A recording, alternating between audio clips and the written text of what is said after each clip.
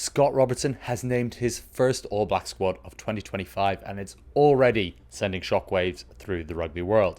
With 5 uncapped players and several high-profile omissions, Razor's selections make one thing clear. Form matters. Let's dive into the biggest talking points, winners, losers, and what it all means for the Men in Black heading into their 3-test series with France. First up, the bolters in the squad. Fabian Holland, what a story. Remember the name. The towering Highlanders lock is officially an All Black. Born in the Netherlands, eligible since last year, and now one of just 4 locks selected alongside Barrett, Tuipulotu and Vai. Holland's Super Rugby numbers are elite. 221 tackle attempts at 92.3% success rate. That's physical, consistent, and exactly what you want against a dangerous team like France. And for Holland, the selection is deeply personal. Speaking about his call-up, he said, "I got a call from Razor and was just going to go out for breakfast to see my foster family with my mum and my brother.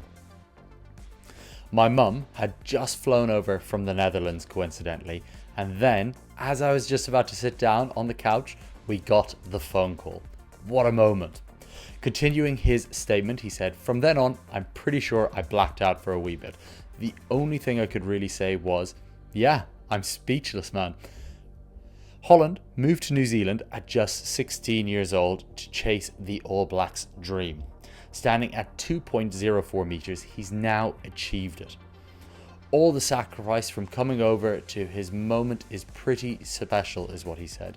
"I think that's what all the motion was about. As soon as I heard it, my mum pretty much jumped into my arms. It was very emotional." Then there's Timoci Tavatavanawai. What a wildcard pick and what a statement. A winger turned midfielder with the most breakdown steals in Super Rugby. At inside centre, that's just a cheat code. He brings something no other All Blacks midfielder offers. Right now, he is a jackal threat, unlike any other All Black centre. So expect him to be a tactical weapon in matchups where toughness at the gain line and defensive disruption are needed. Joining the list of interesting call-ups is Ollie Norris. It was a coin flip between himself and Josh Fuisutua for propping rotation, but Norris gets the nod. He's been a really impressive performer for the Chiefs, and now he gets a shot with the All Blacks. For the comebacks, we've got Quinn Tupaia. After a terrible injury in 2022 and a long road back, Tupaia is back in the black jersey. He's a very natural 12 and brings stability and experience and a great skill set. His return shows the selectors still believe in his upside and the form he's had for the Chiefs throughout this season. But with every selection comes a few heartbreaks. So let's break down who are the losers in this season's All Black squad. Leroy was arguably the form winger in Super Rugby, 9 tries, explosive every week, and yet no spot in this squad. Robertson has instead opted for versatility over out-and-out wingers, sticking with Caleb Clark and Sevu Reece, despite Reece' quiet end to the 2024 season. Carter will be very disappointed, but he is still firmly in the mix for future squads. Ethan Blackadder is another one who will feel like he's missed out. The Crusader back row has plenty of experience, but he just is not getting into the squad this season given the quality available to Robertson in terms of the back row positions. Joining him is his skipper at the Crusaders, who, despite getting a very, very good Super Rugby season and leading the Crusaders to the title, David Havili misses out on this year's squad. Again, there's plenty of quality in the midfield for the All Blacks, especially with Geordie Barrett coming back from Leinster. 2 other players will be AJ Lamb and Kyle Preston. They couldn't have been too far away from the squad, and both will be very disappointed to have missed out again, but it comes down to the numbers and the quality in that All Black squad this season. They both might come back into the reckoning like all the other players who miss out later on in the year, but for this 3 test against France, there's plenty of quality to go around.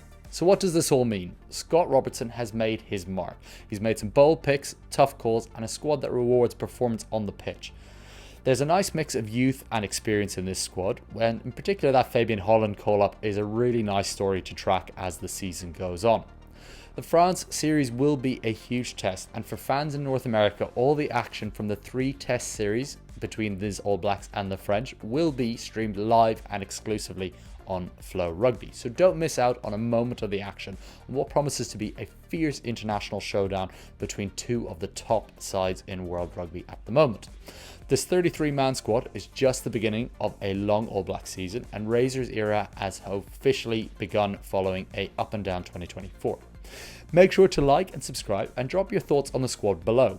Who was the biggest surprise for you? Fabian Holland's selection or someone who was left out?